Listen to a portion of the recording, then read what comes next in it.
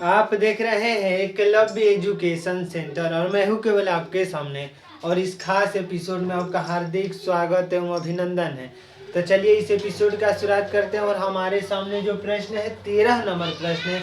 और 13 नंबर प्रश्न कह रहा है कि एक स्कूल बैग और एक जूते के मूल्य 11 अनुपात यानी 11:9 के अनुपात में है।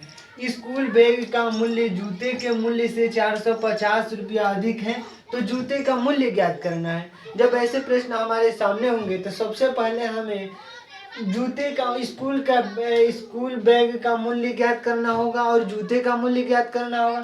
तो जैसे अनुपात में दिया है यानी स्कूल बैग का मूल्य बराबर लिख सकते हैं स्कूल बैग का मूल्य बराबर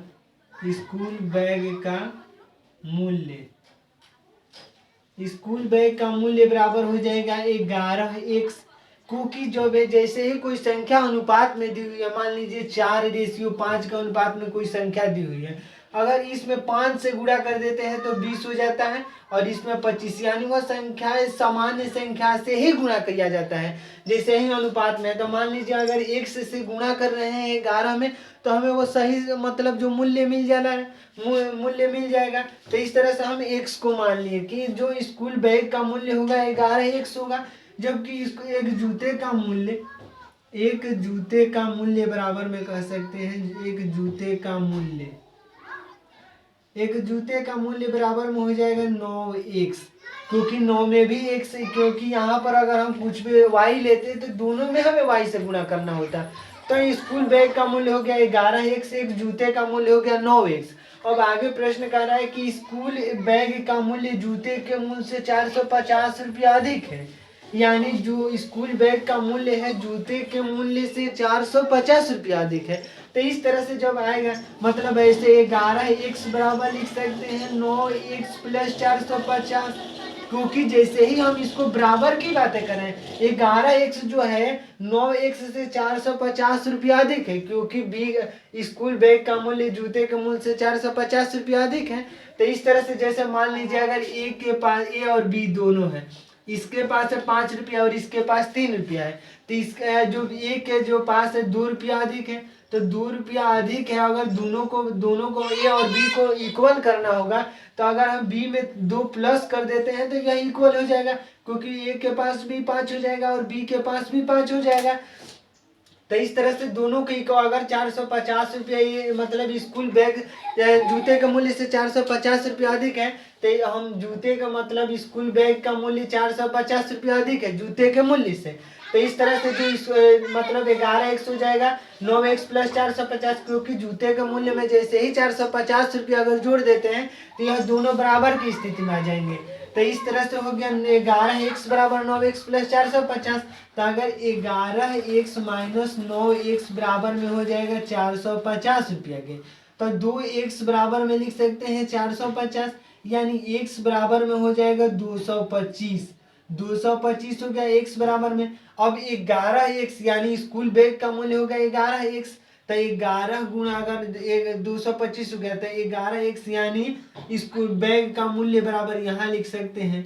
तो बैग का मूल्य जो होगा बैग का मूल्य बराबर में कह सकते हैं 11 गुणे x यानी 225, और गुणे में 11 कर देंगे तो हो जाएगा 5 2, फिर यहाँ पर भी 2 हो जाएगा तो 5 फिर 2, फिर यहाँ पर भी 2, तो इस तरह से हो जाएगा 5 5 2 7, यहाँ पर 4 यानी 2475। तो बैग का जो मूल्य हो गया 2475। जब जूते के मूल्य की बातें करते हैं जूते का मूल्य, तो जूते का मूल्य हो जाएगा जूते का मूल्य है 9x यानी 225 गुणे 9, तो 225 गुणे 9 कर देंगे तो हो जाएगा 9 बचेगा 45, 4 बच गया, 9 दूनी का 18, 4 22 हो गया, 9 दूनी का 18 2 20 यानी 2025 हो गया। जब जूते का मूल्य यानी जूते का जो मूल्य होगा 2025 रुपया और बैग का मूल्य है 24, यानी जब इसको जोड़ अगर घटा देते हैं, मान लीजिए हम आपको दिखाना चाहेंगे कि 2475 में अगर 2025 को घटा देंगे तो 450 यानी 0, यहाँ पर 5 और यहाँ पर 450 आ ही गया, यानी बैग का मूल्य जूते का मूल्य से 450 रुपया आपको दिख भी रहा है कि जूते का मूल्य जो बैग का मूल्य है जूते के मूल्य से 450 रुपया अधिक है। प्रश्न भी कह रहा है कि 450 अधिक है। यानी जब ऐसे प्रश्न एक बार हम पुनः बता रहे हैं कि स्कूल का बैग मान लीजिए 11x, क्योंकि अनुपात में जैसे ही किसी सामान्य संख्या से ही गुणा किया जाता है। जैसे यहाँ पर 6 से गुणा करना होता है तो 6 लिखते हैं और 6 गुणे 11 और 9 गुणे 6 करते हैं, यानी सामान्य संख्या से। तो इस तरह से 11x बराबर है 9x प्लस 4। यहाँ पर सबसे ज्यादा दिक्कत होगी क्योंकि जैसे ही दोनों संख्याओं को हम सामान्य स्थिति में लाना चाहते हैं, क्योंकि यहाँ पर 2475 यहाँ पर 2025 है। तो इस तरह से जब 2475 दोनों को बराबर करना होगा तो इसमें अगर 450 को जोड़ देते हैं, तो अगर जूते का मूल्य में 450 जोड़ देंगे तो 2475 बैग का मूल्य हो जाएगा, जूते का मूल्य भी 2475 हो जाएगा। तो यही कार्य हम यहाँ पर किए हैं कि 11x बराबर 9x प्लस 450, क्योंकि दोनों को सामान्य स्थिति में हमें लाना है तभी तो बराबर कर पाएंगे।